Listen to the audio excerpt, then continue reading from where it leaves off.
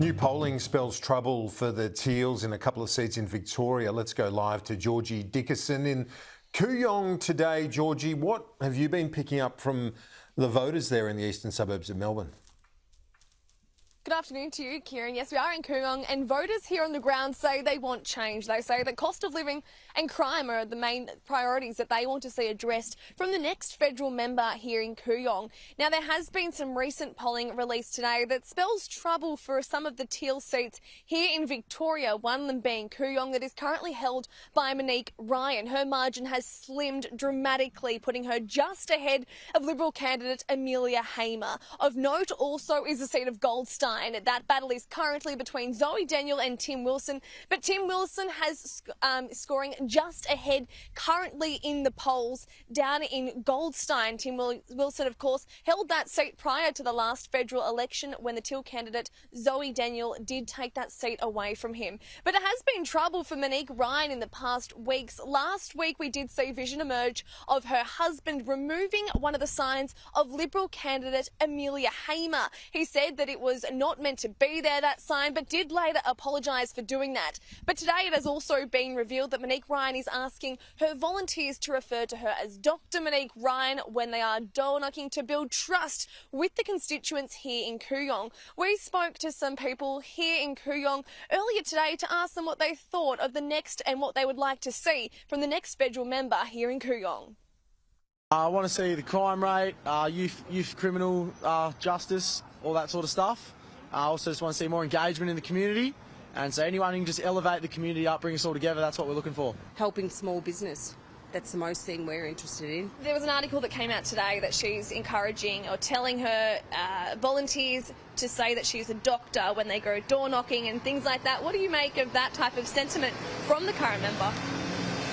Well, if she wants to maintain that, she should have stuck to being a doctor and not go into politics. No, I'm not voting for her. Especially with her husband pulling signposts down, I think it's disgraceful. If she wants to be a doctor, go back to the hospital.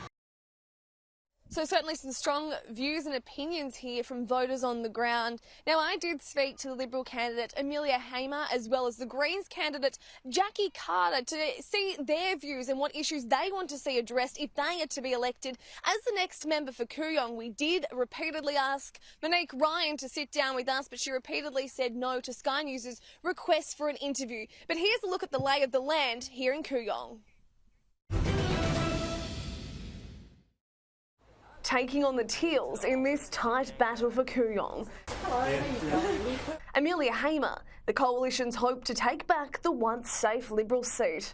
I think this election's a really critical point where we need to make some pretty hard decisions for the country to make sure the country gets on the right track. The seat was held by former Treasurer Josh Frydenberg and had been Conservative held since Federation. But at the last election, the now infamous Teal seat saw Climate 200 backed Monique Ryan unseat the man who'd had aspirations for the Liberal leadership. Kooyong is never going to be the same again. Liberal candidate Amelia Hamer is no stranger to politics. Her grandfather was a former senator, while her great-uncle and great-grandfather both served as the Victorian Premier. And she has a list of areas that need addressing. We need to fix the crime problem and community safety. For businesses trying to keep their doors open, the cost of living is weighing heavily on their minds. I don't know what's happened, but the economy's caught up. It's been hit. There are 28 shops vacant between High Street and Model Tree Road. And this issue is something the Greens are focusing heavily on for the seat of Kooyong. The party suffered an almost 15% swing in 2022, with the Teal surge coming at the expense of the Greens. Candidate Jackie Carter hopes to change this, bringing the focus back to core Greens messaging. Things such as free childcare universally. But as the days and weeks tick over to the election, petty politics have been coming into play, despite this promise from Monique Ryan before the last election. And I stand for integrity, decency and honesty. And a commitment to not alter or damage the election collateral or electoral properties of other candidates. Many sceptical if she has kept this promise, this vision emerging of her husband tampering with the Liberal candidate sign. What are you doing? taking the sign down. Yeah, beg your pardon? It's not taking the sign down. What are you doing that for? Because it's on public land. Monique Ryan's husband later apologised unreservedly for removing the sign and says he should have reported his concerns to council. They're saying to me that what they thought they were getting before the last election was someone who was a small L Liberal with a focus on climate change. The reality has not been that. People are saying they're disappointed with Monique Ryan's voting record. And it's been tit for tat by both parties. Green, green, vote.